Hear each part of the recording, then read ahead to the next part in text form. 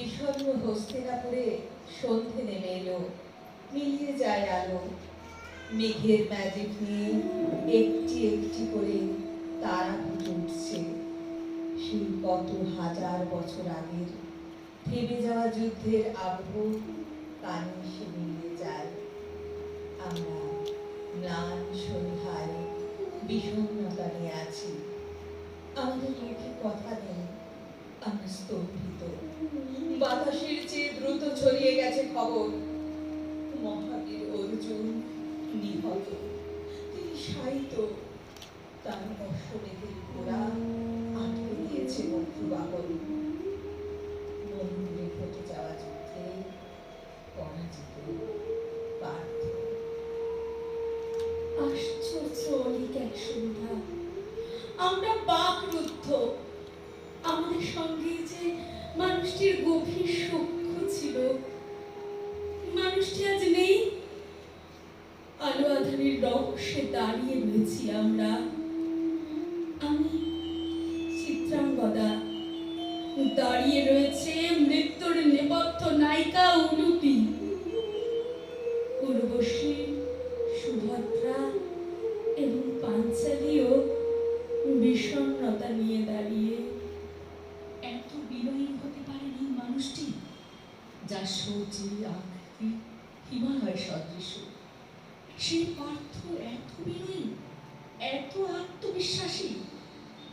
মায়া পরিত্যাগ করে, কামনার ঢেউ উপেক্ষা করে স্থির অবিচল থাকতে পারেন অর্জুন। বৈবাহিক সীমানার বাইরে যারা মুক্ত, যারা ইচ্ছের অধীন গমন করে মায়াময় মন ভুলিয়ে দেয়, সেই স্বর্গবণিকাদের দলই হল অপ্সরা। এই অপ্সরাদেরই একজন আমি উর্বশী। নারায়ণের উরুর চপেটাঘাত থেকে আমার জন্ম, অর্থাৎ উরু থেকে আমার জন্ম বলে আমি উর্বশী।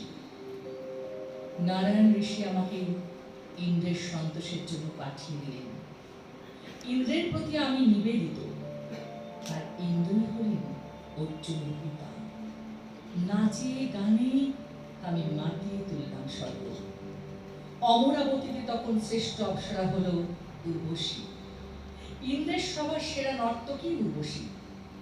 3 ভুবনের মধ্যে আমি নাকি ছিলাম অপরূপা।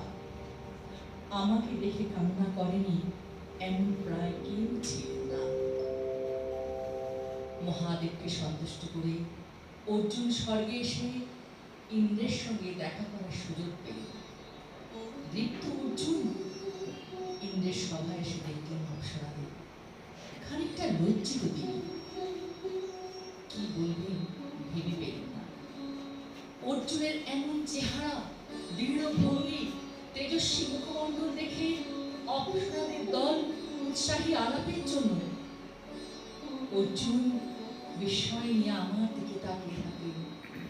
প্রথম দেখায় বিষয়টা খেয়াল করলেন ইন্দ্র। মুচকি হেসে বিষয়টি লক্ষ্য করে দেবরাজ ইন্দ্র চিত্রসেনকে পাঠালেন আমার কাছে। চিত্রসেন এসে অর্জুনের শক্তি, বীরত্ব, নমনীয়তা, জ্ঞান, মেধার এমন বর্ণনা দিয়ে গেলেন যে আমি আর ঠিক থাকতে পারলাম না। অর্জুন যেন আমাকে টানছে, সে এক দুর্বল আকর্ষণ। স্নান সেরে সুগন্ধি মেখে যাবার সময় 2 পাত্র সুরা পান করে আমি হাজির হলাম অর্জুনের পক্ষে। বীর অর্জুন দরজা খুলে বললেন, আপনি অপ্সরাদের প্রধান, প্রণাম আপনাকে। প্রণাম উর্বশী। হ্যাঁ, প্রণাম? প্রণাম কেন? রাজসভায় তুমি আমার দিকে তাকিয়েছিলে, তবে কেন? প্রণাম আপনাকে। আমার বিশ্বাস ছিল শুধু চাকরি। তাহলে তোমার পিতা কেন আমায় তোমার কাছে আসা নির্দেশ দিয়ে পাঠালেন? এই কি প্রহসন নয়? আপনি শ্রেষ্ঠ অপ্সরা উর্বশী। আপনি আমার জননী কুন্তির মতো। জননী কুন্তির মতো? কি বলছো তুমি অর্জুন? আগে হ্যাঁ উর্বশী, আপনি কুরুবংশের জননী। আমরা অপ্সরা, আমরা মুক্ত। বহু পুরুষ আমাদের সঙ্গে মিলিত হয়ে জীবন ধন্য করতে চায়, জানো? জানি তা আমার অজানা নয়। আমি তোমায় কামনা করছি অর্জুন, আমার শরীর উত্তপ্ত, তুমি শ্রেষ্ঠ বীর, আমার সুখ দাও, আমি তোমায় চাইছি। অর্জুন এসো, আমায় গ্রহণ করো। আমি পারি না আপনাকে গ্রহণ করতে, আপনি জননী সদৃশ্য, আপনি আমায় মার্জনা করুন দেবী। তুমি আমায় গ্রহণ করলে না তো? তোমার এত অহংকার, তোমার এত অধ্যত। আমি তোমায় অভিশাপ দিচ্ছি, তোমাকে মেয়েদের মধ্যে মেয়ে হয়ে থাকতে হবে। তুমি নপুংসক হয়ে যাবে, উর্বশীর সাপে তুমি পৌরুষত্ব হারিয়ে হবে বৃহন্নলা। দেবী, আপনি যার এমন দৃঢ়তা, স্বয়ং উর্বশীর কামনা থেকে দূরে রেখে যিনি অবিচল থাকতে পারেন, সেই অর্জুন আজ নিহত। আমার অর্জুন। আসলে উনি জানতেন না যে উর্বশী একজন কেউ নয়, স্বর্গের শ্রেষ্ঠ অপ্সরা যখন যিনি হয়ে উঠতেন, তিনি পেতেন উর্বশী উপাধি। ইন্দ্রের সভায় আমি তেমনই এক উর্বশী ছিলাম একসময়, যে অর্জুনকে চেয়েছিল, যে নারীর সম্মান এভাবে রাখতে পারে, নীতিজ্ঞান বিসর্জন দেয় না, এমন পুরুষ আজও আছে এই একবিংশ শতাব্দীতে। গৃহী পুরুষ স্ত্রীর কাছে সঙ্গমের সময় একটু গণিকা প্রবৃত্তি যেমন আশা করে, তেমনি গণিকার কাছে স্ত্রীর কিছু গুণ পেলে তা আকর্ষণীয় হয়ে পড়ে। এটাও কি বোঝে তৃতীয় পাণ্ডব?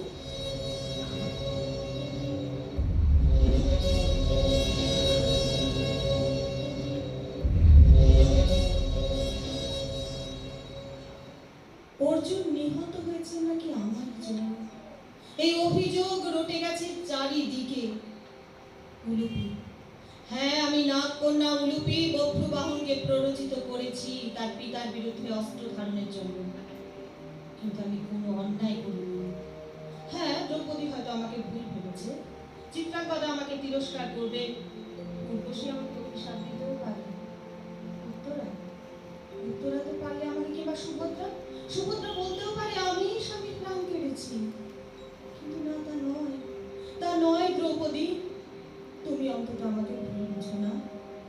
অর্জুনের মতো উদার মানবিকতা সম্পন্ন পুরুষের কাছে আমরা তুচ্ছ সামান্য নারী। অবশ্য দ্রৌপদী, তোমার মতো বিদুষীকে পত্নী রূপে পেয়ে পাণ্ডবেরা কিন্তু ধন্য। মহাভারতে যারা কালো চেহারা, তাদের মধ্যে তিনজন পুরুষ হলেন মহামতি ব্যাসদেব, কৃষ্ণ এবং আমার স্বামী পার্থ। তোমরা কি ভেবেছ অর্জুন ধপধপে ফর্সা? কিন্তু তা নয় গো।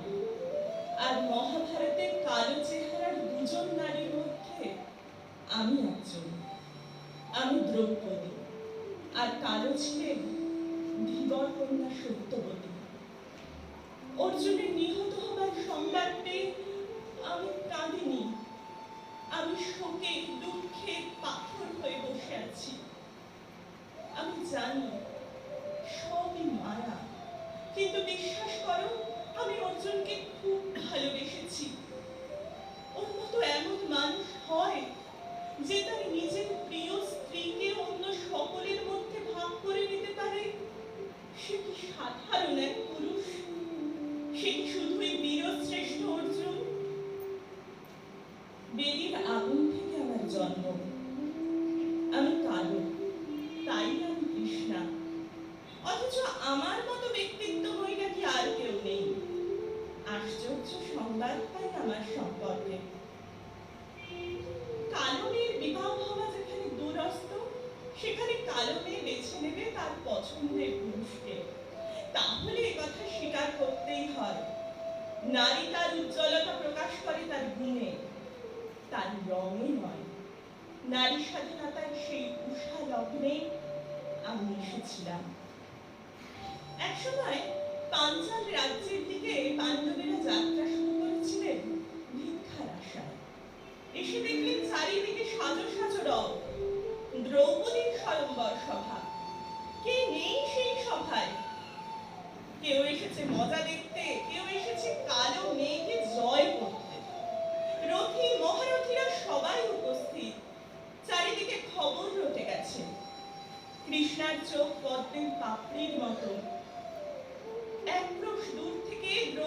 গায়ের সুমিষ্ট গন্ধ পাওয়া যায়। রাঙা কাপড় পরে আমি এলাম সভায়।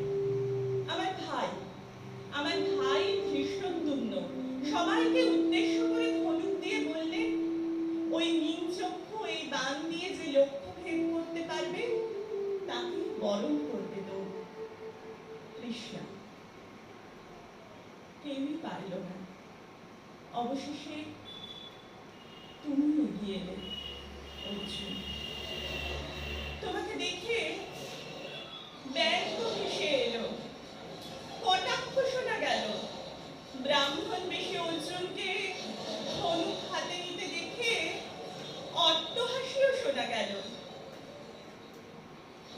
কিন্তু ব্রাহ্মণ বেশে অর্জুন অবলীলায় লক্ষ্য ভেদ করে নির্বিকার। তোমার কি জয়ের আনন্দ হয় না অর্জুন? তোমার উচ্ছ্বাস এত নিয়ন্ত্রিত কেন? সবাইকে পরাজিত করে তবুও কেন তুমি লজ্জা নিয়ে মাথা নিচু করে দাঁড়িয়ে? তৃতীয় পাণ্ডবের গলায় আমি মালা পরিয়ে দিলাম। ভিক্ষা থেকে ফিরে পাণ্ডবেরা যখন বললেন জননী কুন্তিকে ভিক্ষা এনেছি, তখন জননী কুন্তি বললেন, তোমরা ভাইয়েরা সবাই ভাগ করে নাও। আর সেই দিন সেই মুহূর্ত থেকে আমি ভাগ হয়ে গেলাম। পাঁচজনের সঙ্গে আমার ঘর গড়ে উঠল। পঞ্চস্বামীর ঔরসে 5টি পুত্র সন্তান লাভ হলো আমার। যুধিষ্ঠিরের পুত্র প্রতিবিম্ব, ভীমের পুত্র সুতোষম, অর্জুন এবং আমার সন্তান শ্রুতকর্মা, নকুলের ছেলে শতানী এবং সহদেবের ছেলে শ্রুতসেন। কি করে এত নিষ্ক্রিয় থাকতে পারো তুমি অর্জুন? দাদা ও মায়ের অমতে তুমি যেতে পারো কোনোদিন? মেনে নিয়েছো একের পর এক নিয়ম। এতই তোমার মাতৃভক্তি, নাকি তুমি শুধুই বিরক্ত দেখিয়েছিলে? আমার ভালোবাসনি কোনোদিন? একদিন নারদের কাছে দাঁড়িয়ে 5 ভাই প্রতিজ্ঞা করেছিল, যখন আমার যে ভাইয়ের সঙ্গে সহবাস চলবে, তখন যদি অন্য কোনো ভাই আমার ঘরে এসে প্রবেশ করে, তাহলে তাকে 12 বছরের বনবাস ও ব্রহ্মচর্যে যেতে হবে। এমন একটি নিয়ম তুমি মেনে নিলে অর্জুন, অথচ তোমার ক্ষেত্রে তো এই নিয়ম প্রযোজ্য হবার কথা নয়। কেননা তুমি একমাত্র মাছের চোখ ভেদ করে আমাকে জয় করে আনতে সমর্থ হয়েছিলে। যার ক্ষেত্রে এই নিয়ম প্রযোজ্য হবার কথা নয়, সেই অর্জুনই একবার এসে পড়েছিলেন যুধিষ্ঠিরের সঙ্গে আমার থাকার সময়। নির্মম পরিহাসে 12 বছরের বনবাস ও ব্রহ্মচর্যে যেতে হলো তোমাকে। আমিও নির্বাক, আমিও কেন পারিনি সেদিন তোমায় কিছু বলতে? কেন আমি বলতে পারিনি আমি তার, সে আমাকে জয় করেছে? কেন পারিনি এই কথা বলতে তোমাকে ধনঞ্জয়? কেন পারিনি? আজ এই বনবাস পর্বে দেখলাম তোমার নীতি লঙ্ঘনের কাহিনী। তোমাকে বিপথগামী করে দিল উলুপি। আর আজকের সন্ধ্যায় আশ্চর্য অলিকেই আলাপে। না দ্রৌপদী, অর্জুন কোনো অন্যায় করেননি। আজ আর তাকে তুমি এইভাবে দোষারোপ করো না। আমি তাকে কামনা করেছি, দোষ আমার। তোমার যদি কোনো ক্ষোভ প্রকাশ করতে হয় তা আমার ভয় করো। অর্জুন কখনোই নীতিভ্রষ্ট হননি। উলুপি, অর্জুন আমার স্বামী। অর্জুন যেমন তোমার স্বামী, তেমনি আরো 4 জন উপভোক্তার সঙ্গে তুমি মিলিত হয়েছ। তাদের ঔরসে তোমার পুত্ররা জন্মলাভ করেছে। আর অর্জুনের বেলায় সে যদি আমায় যে উর্বশীকে ফিরিয়ে দিতে পেরেছিল, সে কি করে তোমার জাদুতে বসে যায় আমি জানি না। অর্জুন কিভাবে ব্রহ্মচর্য ভেঙে ফেলে তাও আমার কাছে রহস্য। কোনো রহস্য নয় দ্রৌপদী, কোনো রহস্য নয়। অর্জুন আমাকে কামনা করেননি, আমি তাকে কামনা করেছি। আমার সঙ্গে মিলিত হতে চাননি। আমি তাকে বলেছি, অর্জুন, তোমার ব্রহ্মচর্য শুধুমাত্র দ্রৌপদীর ক্ষেত্রে প্রযোজ্য, আর কারোর ক্ষেত্রে প্রযোজ্য নয়। তুমি সংশয় দূরে রেখে নির্দ্বিধায় মিলিত হও আমার সঙ্গে। আমার ব্যথা তোমরা কেউ বুঝবে না। দ্রৌপদী যদি কাউকে হৃদয় দিয়ে থাকে, সে একমাত্র অর্জুন। যদিও সে অঙ্গসায়িনী হয়েছিল যুধিষ্ঠির, ভীম, নকুল এবং সহদেবের সঙ্গে। একবার বনবাসে বেরিয়ে অর্জুন এলেন গঙ্গার ধারে। এখন তোমরা যাকে হরিদ্বার বলো। কি অসাধারণ এক জায়গা, কি অপূর্ব তার প্রাকৃতিক শোভা, কি তার ঐশ্বর্য। অর্জুন গঙ্গার ঘাটে বসে রয়েছেন। আমি নাগকন্যা উলুপি প্রথম দেখলাম তাকে। প্রথম দেখাতেই আমি মুগ্ধ, টেনে নিয়ে চললাম তাকে। একি কে তুমি? কোথায় নিয়ে যাচ্ছ আমাকে? আমি উলুপি। উলুপি? কে উলুপি? আমি নাগকন্যা উলুপি। অর্জুন, আমি তোমায় দেখে মুগ্ধ। তোমায় দেখে আমার শরীর মন দুই অস্থির তোমার সঙ্গে মিলিত হওয়ার জন্য। আমায় বিবাহ করো অর্জুন। না না উলুপি, এ হয় না, আমি বিবাহিত। আর তাছাড়া আমি ব্রহ্মচর্য নিয়ে আছি। আমিও বিবাহিতা ছিলাম। বিবাহিতা? হ্যাঁ, আমার সর্বস্বামী নিহত হয়েছে গরুদের আক্রমণে, তাই আমি এখন বিধবা। অর্জুন, তুমি আমায় গ্রহণ করো। তুমি বিধবা বিবাহ করলে তার দৃষ্টান্ত হবে। তুমি বীরশ্রেষ্ঠ। তোমার দৃষ্টান্ত অনুসরণ করে সমাজ আগ্রহী হবে বিধবাদের বিবাহ দিতে। গ্রহণ করো আমায়। না উলুপি, এ হয় না, তুমি আমার মার্জনা করো। অর্জুন, তোমার ব্রহ্মচর্য শুধুমাত্র দ্রৌপদীর ক্ষেত্রে সত্য, আমার ক্ষেত্রে নয়। তুমি গ্রহণ করো আমায় অর্জুন, তুমি বিবাহ করো। বিধবা বিবাহ হলো। আমি অর্জুনকে তোমার মতোই ভালোবেসেছি পাঞ্চালী। অর্জুন আমার স্বামী। আমাদের পুত্র এলো ইরাবান। আমি তোমায় বলি পাঞ্চালী, কি বলবে তুমি উলুপি? তুমি যাকে ভ্রষ্ট করেছো তাকে? আমি অর্জুনকে ভালোবেসেছি তার প্রমাণ। আমি আমার একমাত্র সন্তান ইরাবানকে যুদ্ধে পাঠিয়েছিলাম তার পিতাকে রক্ষা করার জন্য। বলেছিলাম, ইরাবান যাও, তোমার পিতার পাশে দাঁড়াও, রক্ষা করো অর্জুনকে। আমি যদি তাকে নাই ভালোবাসতাম, তাহলে কি একমাত্র সন্তানকে পাঠাতে পারতাম যুদ্ধে? এখন আমি নিহত ইরাবানের মা পাঞ্চালী। যুদ্ধের কথা যদি বলতেই হয়, তাহলে আমার অভিমন্যুর কথা ভালো সবাই জানে। সে বীরশ্রেষ্ঠ অর্জুনের পুত্র। হ্যাঁ, আমি তার মা সুভদ্রা। কুরুক্ষেত্র যুদ্ধে সপ্তরথী ঘিরে ধরে হত্যা করেছিল আমার পুত্র অভিমন্যুকে। সে নিহত হয়েছিল যুদ্ধে। অভিমন্যু তো আমারও পুত্রের মতো ছিল সুভদ্রা। এই দ্রৌপদীও যে তার মা, আমিও যে তাকে মাতৃস্নেহে পালন করেছি। তার মৃত্যু আমাকে যে ভীষণ কষ্ট দিয়েছে। কিন্তু আমি জানি অভিমন্যু অমর। আমি আমার পুত্রকে যুদ্ধে পাঠাইনি, কিন্তু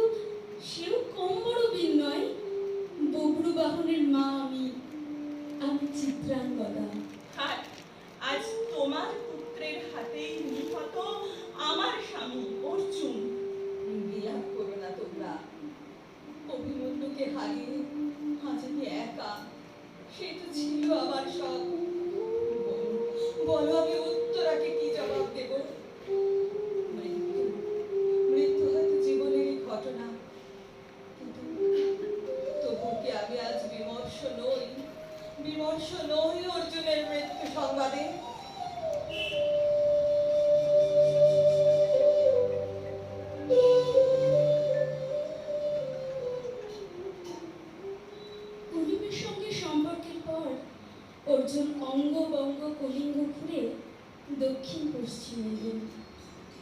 দক্ষিণ পশ্চিমে চলতে ফিরতে আমি লক্ষ্য করলেন আমার পিতা চিত্রবাহন। তিনি আমাকে পুরুষের মতো বড় করেছেন। পিতার কাছে আমি মেয়ে নই, ছেলে। আমি চিত্রাঙ্গদা। আমার মধ্যে নাকি মেয়ের কিছুই নেই। আমি খানিকটা অন্যরকম। মণিপুরে এসে অর্জুনের আমায় দেখে ভালো লেগে গেল। লোকজনেদের জিজ্ঞেস করে জানতে পারলেন চিত্রাঙ্গদা মণিপুরেশ্বরের কন্যা। এমন বীর ব্যক্তিত্ব সম্পন্ন অর্জুনের মনেও কি দ্বিধা ছিল যে চিত্রাঙ্গদা তাকে প্রত্যাখ্যান করতে পারে? হয়তো ছিল। সিক্ত মহুয়া ফুলের মতো নাকি আমি। কিন্তু হায়, অর্জুন আমাকে প্রস্তাব দিলেন না। সোজা আমার পিতার কাছে গিয়ে পানি গ্রহণের আবেদন জানালেন। আমার পিতা অর্জুনের পরিচয় পেয়ে সাগ্রহে সম্মতি দিয়ে বললেন চিত্রাঙ্গদা এখানেই থাকবে, হস্তিনাপুরে যাবে না। 12 বছরের ব্রহ্মচর্য উলুপি আগেই তাকে সরিয়ে এনেছিল সেখান থেকে। আমি গ্রহণ করলাম পার্থকে। আমাদের মধ্যে 3টে বছর নিবিড় সম্পর্ক গড়ে উঠল। অর্জুন রইল আমার কাছে, আর হস্তিনাপুর রইল দূরে। আমাদের পুত্র সন্তান হলো বভ্রুবাহন। সে পিতার মতোই ব্যতিক্রমী, সাহসী, শক্তিমান। হ্যাঁ, আমি আমার পুত্র বভ্রুবাহনকে যুদ্ধে পাঠাইনি অর্জুনকে সহায়তার জন্য। কিন্তু কিন্তু অর্জুন, আমি তো তোমাকে কম ভালোবাসিনি। শুধুমাত্র খেদ হচ্ছে অশ্বমেধের ঘোড়া আটকে বভ্রুবাহন যুদ্ধ করে তোমায় নিহত করেছে।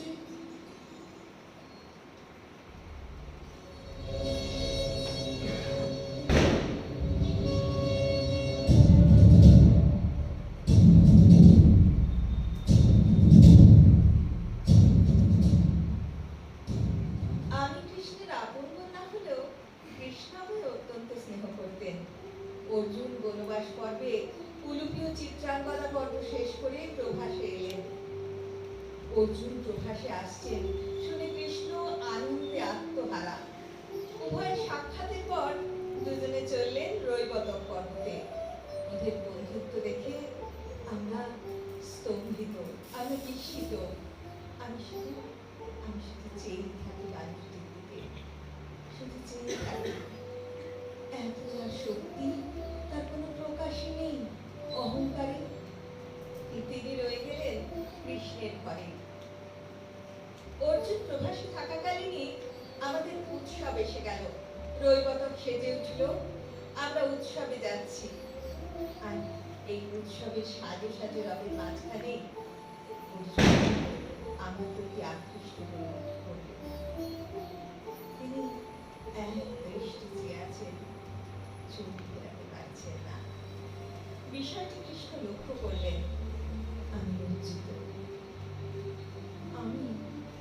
আমি ভাবতেই পারি না এমন ব্যক্তিত্ব সম্পন্ন মানুষ আমার দিকে এমন ভাবে চেয়ে।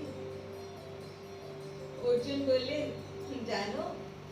জানো অর্জুনকে বললেন কৃষ্ণ যে জানো অর্জুন, এই যে তুমি এতক্ষণ যাকে দেখছিলে সে আমারই বোন সুভদ্রা।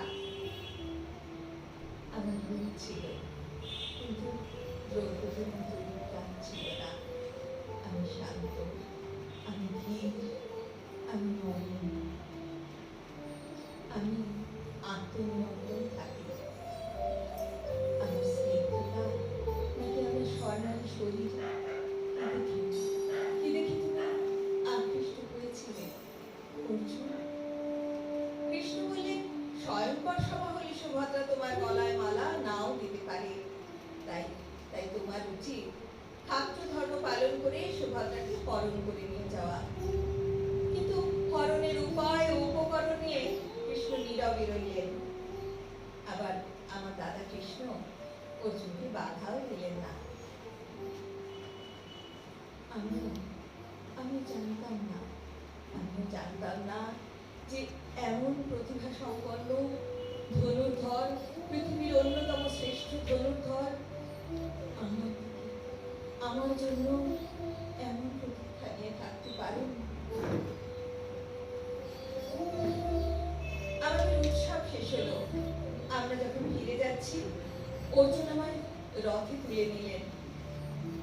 রথ ছুটতে লাগলো, চারিদিকে খবর রটে গেল কৃষ্ণের অতিথি সুভদ্রাকে হরণ করে নিয়ে যাচ্ছে। সবাই ভাবতে লাগলো কিভাবে জব্দ করা যায় অর্জুনকে।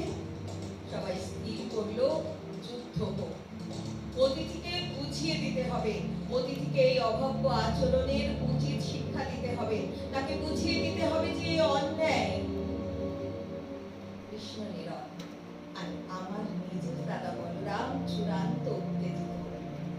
যুদ্ধ যখন প্রায় হয় তখন কৃষ্ণ বললেন, আর অর্জুন যদি তোমাদের যুদ্ধে পরাজিত করে তোমাদের সম্মান থাকবে তো?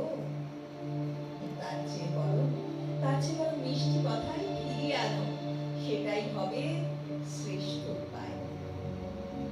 এই দুটোস্থে এসে আমি যখন মাথা প্রণাম করলাম, তখন আমার পোশাক আশাক ছিল নিতান্তই সাধারণ। অর্জুন কি আমায় এই কথাই বোঝাতে চেয়েছিলেন যে দ্রৌপদীর সঙ্গে টক্করে না গিয়ে তার অনুগত থাকাই শ্রেয়? দ্রৌপদীর সঙ্গে আমার কোনোদিন কোনো রেষারেষি ছিল না, বরং আমার পুত্র অভিমন্যু দ্রৌপদীর পঞ্চপুত্রের আগেই পৃথিবীতে এলো। আমি শান্ত, আমার উদ্ধত্ত নেই, তাই জন্য কি তোমার সঙ্গে আমার কোনোদিনই কোনো বিরোধ বাঁধেনি দ্রৌপদী? এসব কথা বলে আজ আর আমায় লজ্জা দিও না। তোমার শান্ত মুখ, স্নিগ্ধ স্বভাব, নম্র আচরণ আমার ভীষণভাবে স্পর্শ করেছিল। অভিমন্যুকে আমিও তো মাতৃস্নেহে পালন করেছি। আমার পঞ্চস্বামী, তাই আমি কোনোদিনই বিশেষ দুর্বলতা প্রকাশ করতে পারিনি অর্জুনের ওপর। কিন্তু আমি জানতাম তোমার নম্র স্বভাবের জন্য অর্জুন তোমাকে ভীষণভাবে চাইত। তোমাদের বিয়ের খবরে আমি দুঃখ পেয়েছি, এখন এই কথা বলা নিরর্থক। আজ কথা বলতে পারি, আজকের অলিক সন্ধ্যায় যে আমরা মিলিত হয়েছি তা একে অপরকে দূরে ঠেলে দেওয়ার জন্য নয়। আজ সেই দিন, একে অপরকে বুঝে নেবার সময়, সেই স্বীকারোক্তির দিন আজ।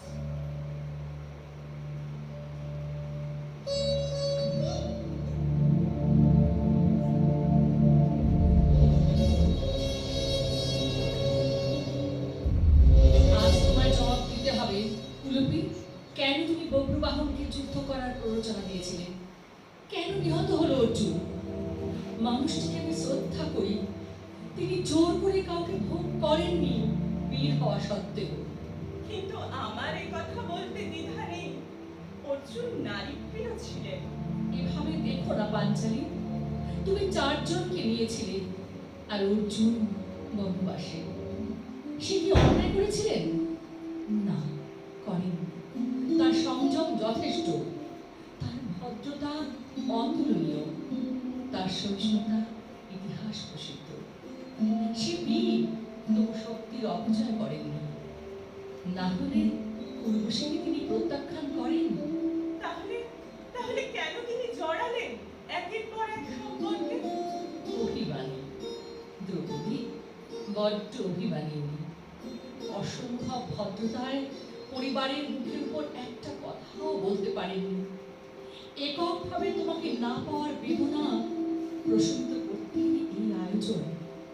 আমিও তো তাকে পাইনি এককভাবে। ইতিহাসে তোমাদের সম্পর্ক সেই দৃষ্টান্ত রেখে যাবে বলেই এই আয়োজন, এই ঘটনার সূত্রপাত। কিন্তু উলুপি, কেন তুমি যুদ্ধে প্রবৃত্ত করেছো বব্রুকে? আমি লজ্জিত, আমি খণ্ডিত। আমারই পুত্রের হাতে তার পিতার মৃত্যু, এই আমি মেনে নিতে পারি না।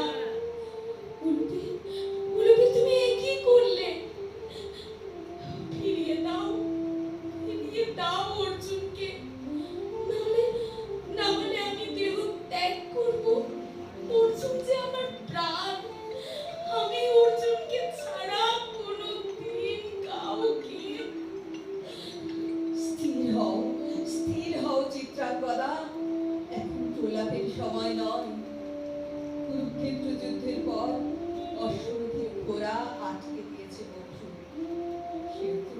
সেও তো অর্জুনেরই সন্তান। তাকে অপরাধী করো না।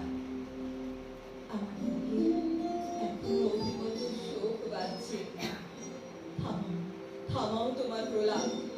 তার চেয়ে বরং ভাবো কি করে আমরা ফিরিয়ে আনতে পারি তাকে।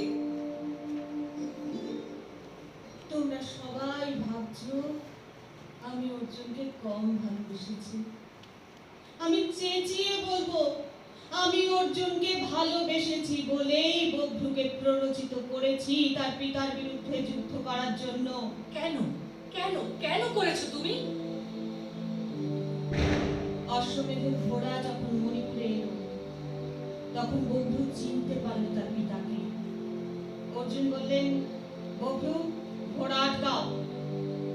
কিন্তু বভ্রু তার পিতার কাছে নতজানু হয়ে বশ্যতা স্বীকার করল। আহত হলেন অর্জুন।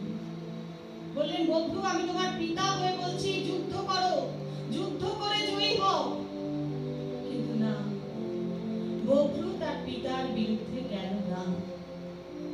অর্জুন বীরশ্রেষ্ঠ মর্মাহত হলেন পুত্রের এই আচরণে।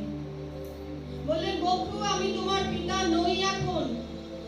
তুমি ক্ষত্রিয় পুত্র নও। তুমি ইরাবান, অভিমন্যু এদের নাম শুনেছ? কেন তুমি যুদ্ধ ছাড়া বশ্যতা স্বীকার করবে?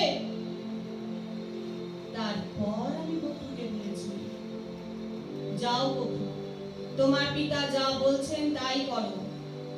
পিতার কথা মানা তোমার কর্তব্য, পিতাকে আনন্দ দেওয়া তোমার কাজ। যাও, যুদ্ধের সাজ করো, ঘোড়ায় ওঠো, অস্ত্র ধারণ করো বভ্রু। তারপর ঘোড়া ছুটিয়ে বেরিয়ে গেল ছেলেটা। সে তার পিতার মতোই আলো নিয়ে ফেটে পড়লো। বলল, মা আশীর্বাদ করো, আজ যেন আমি যুদ্ধে জয়ী হয়ে ফিরতে পারি। আচ্ছা, যুদ্ধে জয়ী মানে কি? পুত্রের হাতে পিতার মৃত্যু? হে আমি হতে দিতে পারি না। উলুপি, তুমি এ কি করলে? আমার তো সব শেষ হয়ে গেল। না চিত্রাঙ্গদা, না। উলুপি হয়তো ঠিকই করেছে। কুরুক্ষেত্র যুদ্ধে অন্যায়ভাবে বিশ্বকে হত্যা করেছিলেন অর্জুন। বিশ্ব যুদ্ধ করছিলেন না। শিখণ্ডীকে সামনে দাঁড় করিয়ে নিরস্ত্র ভীষ্মকে মৃত্যুর দিকে ঠেলে দেওয়া হয়েছিল। সেই পাপের শাস্তি ভোগ না করে নিয়মোচিতভাবে অর্জুনের মৃত্যু হলে তার নরকবাস হতো। বভ্রুকে প্ররোচিত করে অর্জুনকে মৃত করে তারপর তাকে নরকবাস থেকে রক্ষা করেছে। উলুপি, তুমি বলো বলো বলো, আজ সত্য উদ্ঘাটন করে বলো সব কথা।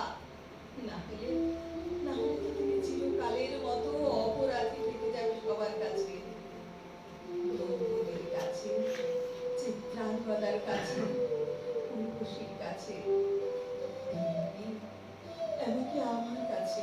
হ্যাঁ হ্যাঁ, এটাই ছিল আমার উদ্দেশ্য। আমি যে পাঠ্যকে ভীষণ ভালোবেসেছি, আমি চাইনি তার নরকগমন হোক।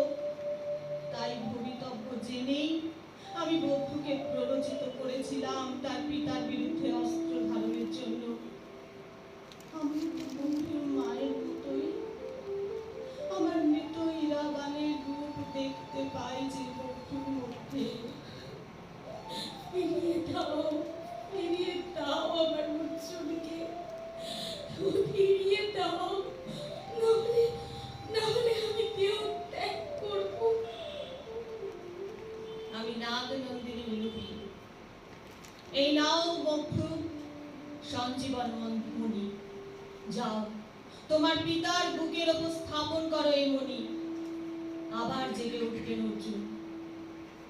তুমি তোমার পিতাকে মানোনি বভ্রু। তামাম ভারতের রথী মহারথীরা যাকে পরাস্ত করতে পারলেন না, তাকে তুমি মারতে পারো? প্রাণ মৃত্যু নেই, মৃত্যুহীন তিনি। তিনি আনন্দ পেয়েছেন তোমার ক্ষত্রিয় তেজ দেখে। সাময়িকভাবে তিনি প্রাণ ত্যাগ করেছেন। যাও বন্ধু, তোমার পিতার বুকের উপর স্থাপন করেন মনি, আবার জেগে উঠবেন তিনি। যাও বন্ধু, যাও। যাও বাছা বব্রু বাহন, তোমার পিতাকে জাগাও তুমি। যাও বব্রু। আপনি আপনি জেগে উঠুন, জেগে উঠুন কুন্তিপুত্র। দেখুন দেখুন, আপনাকে ঘিরে আমরা 5 জন দাঁড়িয়ে।